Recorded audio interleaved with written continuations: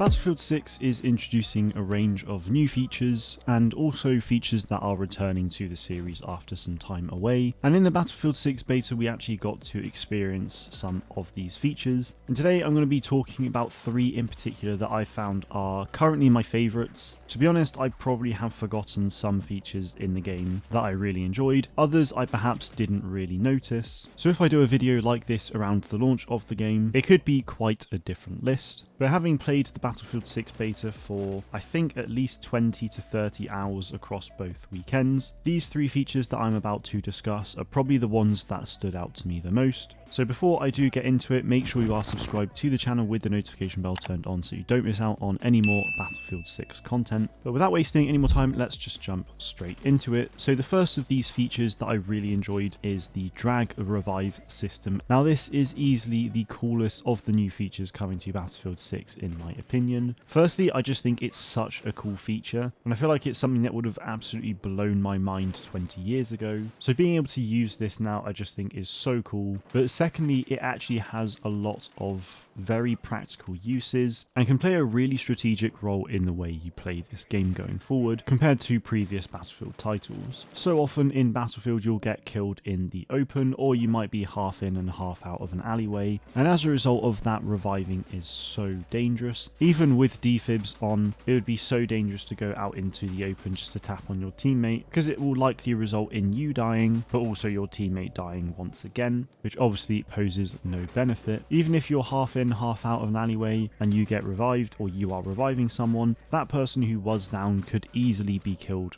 instantaneously because the person that got them previously is just waiting for the revive, or they might just be camping that spot. So again, that can be rather dangerous. So if in those situations someone's out in the open but there's cover nearby or you're able to drag them away to an alleyway, then you can absolutely do that with this new system, which reduces the risk significantly of the revive. Obviously if you are out in the open it's still risky, but if it pays off and you can drag your teammate to cover and you're both then sat there, there's now 2 of you that can turn on the enemies and try and take them out. Or if your ally is on the ground near an alleyway, then you can obviously just drag them into it and put them into absolute safety. So it really does have a great tactical element to this and it just adds to that overall Battlefield experience. During the beta I was dragged or did the dragging so much that it really did help us get back into fights or clear the objectives. So I actually found myself playing the support class a lot during this beta, but normally in Battlefield I play assault or recon, but I actually cannot wait to go back to Battlefield 6 and play it as a support to really help my team in this way.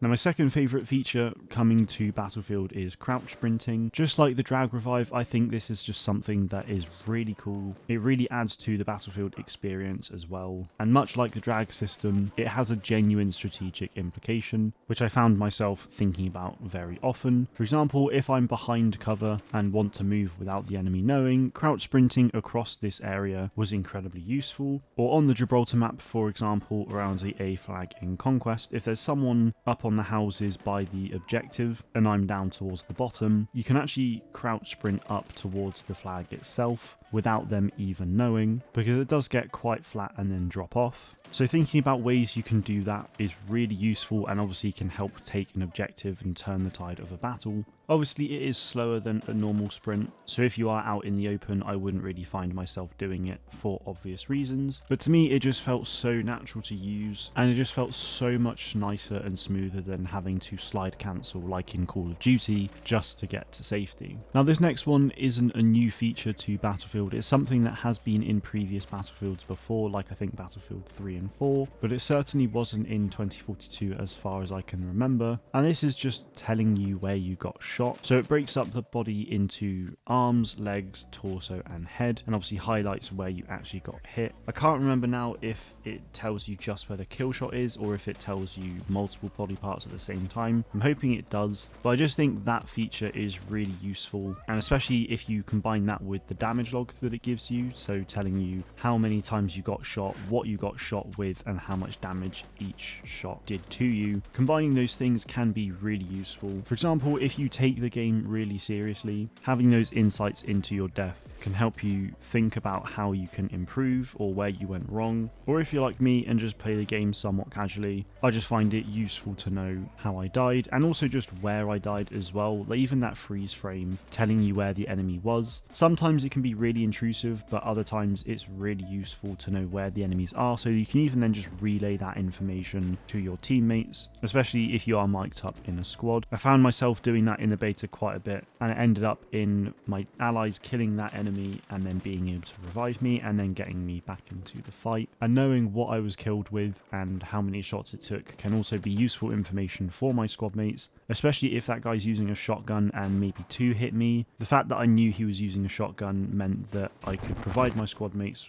with that information. I could tell them where he was hiding so that they can then evaluate the situation and either just rush in there and try and kill him, or knowing he's got a shotgun and is probably camped in a corner, maybe don't risk it or chuck in a grenade first and then go. Stuff like that. It's all really useful and I really enjoy that about Battlefield personally. So the drag revive, crouch sprint, and the damage log, the death freeze frame and so on, all of that stuff I really like with Battlefield 6, and I'm excited to see how things progress going into the launch of the game. Like I said at the beginning, there are plenty of other really cool features in this game that I have probably forgotten about or just didn't touch on, so I'd love to hear your guys' thoughts on some of your favourite new features or returning features coming to Battlefield 6. But that is it from me today. Thank you all very much for watching, and I'll see you out there on the battlefield.